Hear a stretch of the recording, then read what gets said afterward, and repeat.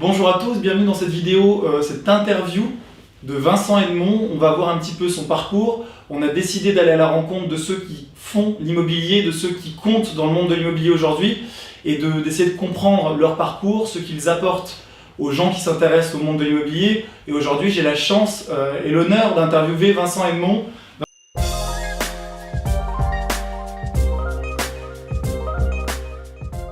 Vincent, bonjour. Bonjour Manuel, merci pour l'invitation. Avec plaisir. On va revenir tout de suite sur ton parcours, ce qui t'a poussé dans l'immobilier et aussi ce que tu proposes aujourd'hui dans ce monde de l'immobilier. Je sais que tu accompagnes énormément de gens. Aujourd'hui, tu influences énormément de gens dans la création de colocation, donc sur des biens immobiliers rentables. Et c'était pour moi logique et important d'aller à ta rencontre et d'essayer de comprendre déjà comment t'en es arrivé là. Ok. Revoir un petit peu ton parcours et ce que tu apportais, ce que tu conseilles aujourd'hui, puisque ce qui intéresse les gens sur notre chaîne Investissement Locatif sur YouTube, c'est vraiment de savoir dans quelle direction aller. Souvent on nous interroge, est-ce qu'il faut faire une coloc, est-ce qu'il faut faire une division, est-ce qu'il faut faire un immeuble de rapport. Voilà. Est-ce que tu peux déjà te présenter rapidement? Bien sûr, alors du coup je m'appelle Vincent Edmond, j'ai 29 ans et j'investis dans l'immobilier depuis mes 25 ans à peu près. J'ai commencé à l'âge de 25-26 ans et c'est allé très vite. J'ai en 2 ans fait 4 investissements, puis un 5e et donc ensuite j'ai fait un programme de formation sur comment investir en immobilier et surtout comment déployer la stratégie de colocation à haut rendement. Il est super intéressant ton programme et on va y revenir après. Petite question, est-ce que tu avais déjà de la famille? Est-ce qu'on t'avait initié au monde de l'immobilier ou est-ce que tu l'as découvert par toi-même? Alors en fait, mes parents investissaient dans l'immobilier, mais bon, c'était vraiment en mode un peu, voilà, des investissements un peu, toxiques, loi Pinel, etc. Ok. Et du coup, mes parents, ils avaient 2 investissements locatifs. Toujours en défiscalisation. En défisc, et qui les plombaient tous les mois. Malheureusement, c'est quelque chose qui est à la mode, qui était à la mode, ça s'appelait autrement, ça s'appelait cellier. Et c'est vrai qu'il y a énormément de publicité à ce sujet. Donc beaucoup de gens souscrivent, ce qui n'est pas forcément toujours mauvais. On le dit souvent. Bien sûr. Je sais pas, toi, ta vision là-dessus. Moi, j'aime bien dire que c'est mieux de faire ça que de rien faire. Bien sûr. Mais c'est vrai que c'est pas l'optimal. Même t'en as qui le font directement en promotion, en construction, etc. Mais bon, c'est un autre sujet, je pense. Ok. Et donc toi, tu avais donc été initié un petit peu? Non, en fait, si tu veux, j'ai pas été initié parce qu'en fait, je les voyais faire, tu vois, mais c'était pas... voilà, ils m'ont pas pris par la main pour me dire comment faire. En fait, si tu veux, moi, j'ai vraiment eu un déclic avec ma mère qui est partie à la retraite, qui a travaillé toute sa vie, en fait, en tant qu'infirmière libérale. Et elle est partie à la retraite, là, il y a 5-6 ans à peu près. Elle s'est retrouvée du coup, elle avait son propre cabinet et elle s'est retrouvée du jour au lendemain avec un salaire ridicule, quasiment le SMIC. Une grosse baisse de revenus quoi. Alors qu'elle touchait un peu plus de 8-9 000 euros avant, tu vois, par mois. C'est énorme. Et du coup, je me suis dit, mais il y a quelque chose qui se passe, je peux pas compter moi sur la retraite. Puisque elle avait travaillé toute sa vie, elle s'était épuisée physiquement et tout. Donc voilà, ça a été un petit peu l'élément déclencheur, sachant que moi déjà un petit peu avant je commençais à m'intéresser à tout ça, parce que quand je suis, pour la petite histoire, j'ai grandi à La Réunion jusqu'à l'âge de mes 18 ans. Après je suis venu à Paris, j'ai fait au total 11 ans sur Paris. Mais en fait quand je suis arrivé à Paris, je me suis dit, j'étais venu en fait poursuivre mes études. Et je me suis dit, mais je peux pas me voir continuer dans ce schéma-là où on devait prendre le métro. Déjà, prendre le métro pour moi, venant de La Réunion, c'était la déprime. Donc voilà, je me suis dit, il faut que je trouve quelque chose. Et voilà, j'ai commencé à chercher ce qui était possible. Et j'ai commencé bêtement sur Google en tapant comment devenir riche avec l'immobilier. D'accord. Et sans argent. Ok. Et après, donc tu as réussi parce que beaucoup de gens tapent ça, mais n'agissent pas, ne réussissent jamais finalement à faire un investissement rentable, se contentent de regarder et de rêver quoi. Toi, tu es passé à l'action, c'est aussi pour ça que ça m'intéresse d'échanger avec toi. Aujourd'hui, et t'interviewer, c'est que tu es passé à l'action. Et donc, comment ça s'est passé tes premiers projets? Écoute, avant tout, je me suis formé. J'ai suivi beaucoup de formations sur internet, sur l'indépendance financière, l'investissement immobilier, voilà, j'ai suivi pas mal de choses là-dessus. J'ai regardé un petit peu toutes les stratégies qui étaient possibles, le meublé classique, la location nue, la courte durée, saisonnier courte durée, c'est la même chose. Donc du coup j'ai regardé un petit peu tout ce qui se faisait et ça a été top parce qu'en fait, avec ma compagne, parce que j'ai investi avec ma compagne, on a du coup ajusté nos études pour pouvoir, dès qu'on a eu notre CDI, investir derrière. D'accord. Donc tu as attendu d'avoir ton premier CDI Ouais, pour être finançable. c'est ça. Et là, tu as lancé un projet. Donc c'était quoi comme type de projet? C'était du coup une colocation. D'accord. Alors c'est marrant parce qu'on est tombé un petit peu là-dedans par hasard. Ouais. On avait, à l'époque, on s'était fait un petit peu, on voulait passer par une agence qui nous accompagnait. Malheureusement pas vous. Une agence qui faisait un peu ce qu'on fait, mais pas forcément de la même façon. Ouais, et pas aussi bien, je pense. D'accord. Et du coup, en fait, l'objectif pour nous sur le premier investissement, on voulait faire une opération blanche à minima. Et on se disait, le cash flow, on le verra après. L'important pour nous, c'était de se lancer et d'être accompagné. Et de capitaliser, du coup, rembourser chaque mois ton crédit. Exactement. Pour développer ton patrimoine. C'est ça. Ouais. Et finalement, l'accompagnement n'a pas été aussi bien qu'on l'espérait. Et du coup, j'ai mis toute mon énergie dedans pour essayer de trouver des solutions et améliorer le process. Et il se trouve que l'appartement s'y prêtait à la colocation. Et on s'est dit, pourquoi pas tester. Et là, j'ai commencé à prendre le relais sur l'accompagnement qui était en base et à monter du coup la stratégie de colocation. Et c'est comme ça que tout a démarré. C'était dans quelle ville que tu as commencé? À Marseille. D'accord. Ouais, on habitait à Paris à l'époque et on a investi à Marseille. C'est marrant parce qu'on connaissait pas du tout Marseille, on n'avait jamais mis les pieds là-bas. Et est-ce que, parce que nous on a beaucoup de clients comme on a ouvert à Marseille qui ont des a priori sur la ville, est-ce que tu avais des a priori à l'époque ne connaissant pas ou pas du tout? Du coup j'avais pas d'a priori puisque je connaissais pas du tout la ville. Et en fait c'est l'opération qui m'a fait connaître la ville puisque derrière j'ai fait mes études de marché, je regardais si la coloc fonctionnait. Et moi quand j'ai démarré la coloc là-bas, il y avait très peu de biens qui étaient proposés avec cette stratégie-là. Ok. Donc là à ce moment-là, vous vous lancez avec ta compagne. Vous achetez votre premier appartement, quelle surface à peu près, juste pour que les gens puissent avoir 68 mètres carrés, et c'était deux chambres de grand séjour, salle à manger, qu'on a transformé en 3 chambres, séjour, salle à manger. Et là tout de suite, ça explose le rendement parce que tu crées une chambre de plus. Et donc du coup, est-ce que tu peux nous dire un peu, même si c'était il y a peut-être déjà quelques années, donc c'était il y a 4-5 ans. Les chiffres évoluent en permanence avec le marché, c'est ce qu'il faut que vous reteniez derrière l'écran, c'est que des fois on nous demande cette opération-là, je veux la même, mais le marché bouge en fait d'une année sur l'autre, d'un mois sur l'autre, et donc ça peut ne pas être faisable tout de suite, ou pas dans les mêmes credos, mais en tout cas, tu avais un bien qui s'autofinançait et même plus. Du coup, avec cette stratégie-là, ce qu'on a, au lieu de passer sur une opération qui était à peine autofinancée, on génère aujourd'hui un peu plus de entre 200 et 300 euros de cash flow. Super, sur un seul appartement. Ouais, et du coup, c'était la première opération, et du coup, on a amélioré après le process. Et maintenant, on est sur des résultats qui sont beaucoup plus intéressants. Donc là, c'est super intéressant et c'est pour ça moi, que je voulais faire ces interviews pour partager avec les gens de notre chaîne YouTube cette information.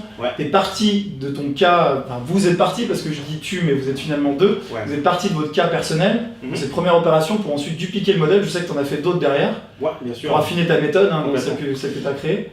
Si tu veux, en fait, quand j'ai démarré ça, il y avait. La colocation, on parle pas de colocation un peu façon Friends, tu sais, comme on le connaît à l'époque avec les étudiants, les bandes de potes qui prennent un appart et qui sabotent tout. Là, on est vraiment sur de la colocation haut de gamme, de haut rendement, c'est le cas de le dire, puisqu'on vient finalement se situer entre de la location courte durée, en niveau standing, je veux dire, et de la location meublée classique. Et voilà, donc moi, mes colocataires, ils arrivent dans l'appartement, ils posent leurs valises et ils ont tout d'office, quoi. J'inclus même un service de ménage une fois par semaine dans l'appartement. Effectivement. Ça, c'est d'ailleurs, ça correspond, pour ceux qui nous suivent, ça correspond à peu près au type de produit qu'on fait finalement dans le gamme, quoi. C'est vraiment de dire, si on fait quelque chose pas très bien, on va attirer des locataires qui ne seront pas forcément les meilleurs. Exactement. Et si tu fais une colocation avec, sur du haut de gamme, tu vas attirer des locataires haut de gamme, donc avoir moins de problématiques pour les loyers, donc pouvoir mettre une prime, etc. Exactement. Ok. Depuis, tu en as fait d'autres, du coup, tu nous disais tout à l'heure. Est-ce que c'était, je sais pas si tu veux dire les villes, pour peut-être pas que trop d'investisseurs se jettent dessus, mais nous donner un peu des détails quand même. nous donner un petit peu de détails sur les endroits où tu as fait des projets et si c'était un peu similaire ou différent? Bah, c'est marrant parce que j'ai fait beaucoup de projets, enfin en tout cas l'essentiel de mes projets sont à Marseille. Ouais. J'ai fait 4 opérations là-bas et une opération à Rouen. D'accord. Et là je suis en train de regarder sur des opérations à Toulouse et Nantes. À Marseille en moyenne je suis aux alentours de 150 000 €, tout compris, tout packagé. D'accord. Travaux inclus, aménagement, déco, etc. Ok. Pour des projets qui génèrent un peu plus de 500-600 € de cash flow net. Ok, génial. Donc après, tu as choisi de diversifier sur d'autres marchés. Est-ce que c'est parce que Marseille était devenu moins intéressant ou est-ce que c'est parce que tu voulais arbitrer? Enfin, pour quelle raison tu as regardé sur d'autres villes? En fait, si tu veux, ce qui s'est passé, déjà pourquoi je suis allé à Marseille, parce que quand on a commencé à investir avec ma compagne, on n'avait pas le capital qu'il fallait pour investir à Paris. Okay. On avait un budget de 150 000 €, donc clairement à Paris, je ne sais même pas ce qu'on peut faire avec 150 000 €. Et on voulait aussi de la rentabilité. Donc quand on a fait un petit peu l'état des lieux, on a vu Marseille, l'opportunité s'est présentée, donc on est allé là-bas. Et puis après, on n'a pas voulu forcément se diversifier, mais si tu veux, on a eu les opportunités qui se sont présentées assez naturellement. Et voilà, ayant fait un premier investissement puis un deuxième à distance, c'était pas parce qu'on allait dans une autre ville que ça nous impactait et que ça nous bloquait dans la démarche. Donc on a eu une opportunité à Rouen, du coup on l'a saisie. Et voilà, si aujourd'hui si demain une opportunité se présente à Toulouse, à Nantes, à Lille, et que les maths parlent. C'est hyper intéressant ce que tu dis parce que peu de gens, enfin la plupart des gens, nous on le voit, hein, nos clients souvent gèrent tout à distance et c'est pour ça qu'on est là. Ouais. Mais on voit que parfois l'immobilier c'est aussi de l'affect. Et c'est ce qu'on essaie de conseiller selon les critères des gens. On a des clients qui disent je veux du Bordeaux, clé-en-main, je veux du Lille, clé-en-main, je veux du Lyon, clé-en-main.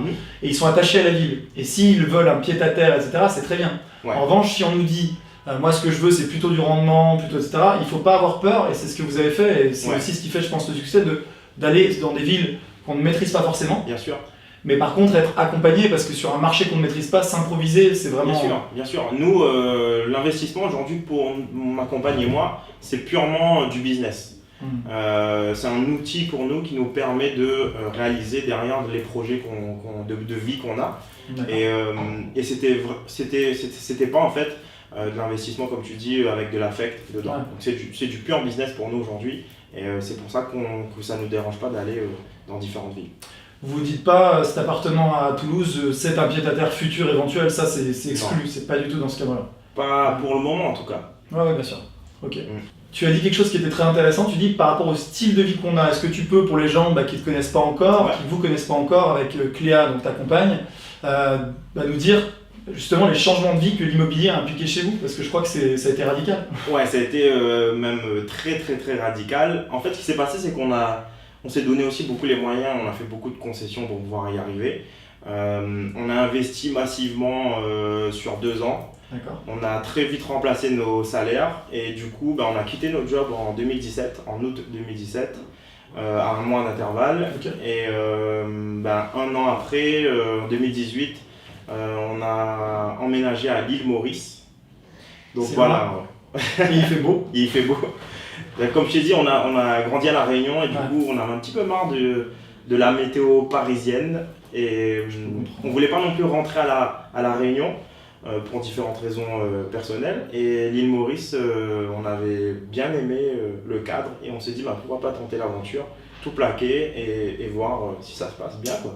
Et pour y être allé et t'avoir rendu visite, vous avoir rendu visite là-bas, effectivement le cadre fait rêver. Ouais.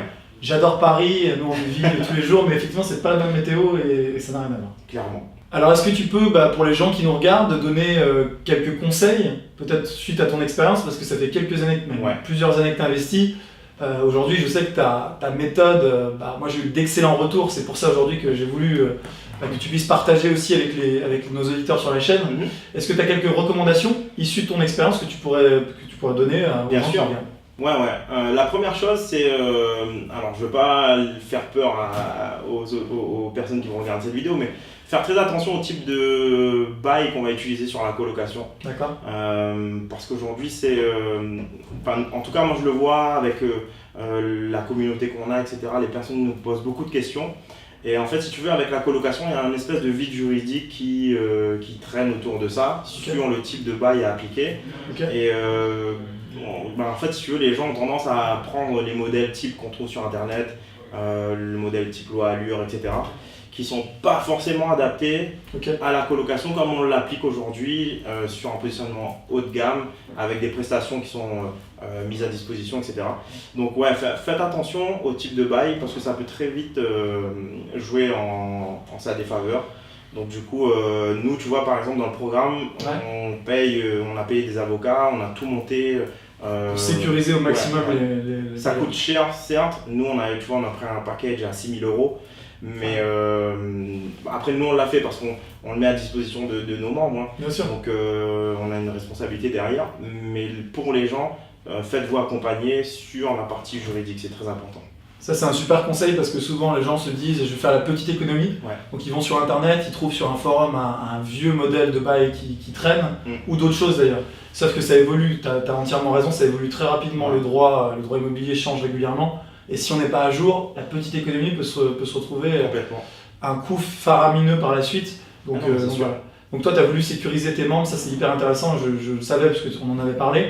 Et je sais aussi que tu développes d'autres outils que tu as voulu mettre à disposition dans ta formation. Est-ce que tu veux peut-être en parler un petit peu?